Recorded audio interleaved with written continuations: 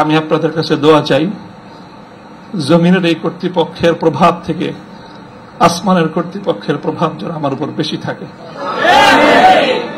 আল্লাহ রাব্বুল আলামিন যেন আমাকে আল্লাহর গোলাম হিসাবে তার নিকটেই যেন আমার মাথাকে অবনত রাখেন।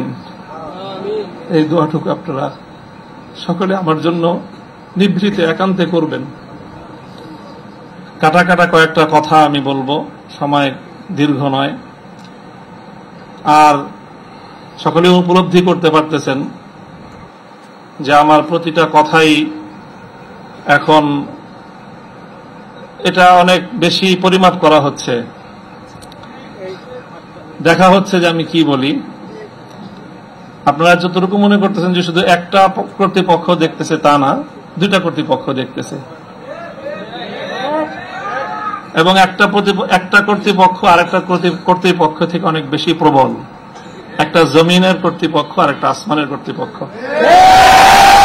আমি আপনাদের কাছে দোয়া চাই, জমিনের এই কর্তৃপক্ষের প্রভাব থেকে আসমানের কর্তৃপক্ষের প্রভাব যেন আমার উপর বেশি থাকে। আল্লাহ রাব্বুল আলামিন যেন আমাকে আল্লাহর গোলাম হিসাবে তার নিকটেই যেন আমার মাথাকে অবনত রাখেন। এই দোয়াটুকু আপনারা সকলে আমার জন্য নিভৃতে একান্তে করবেন। দ্বিতীয় কথা, এখানে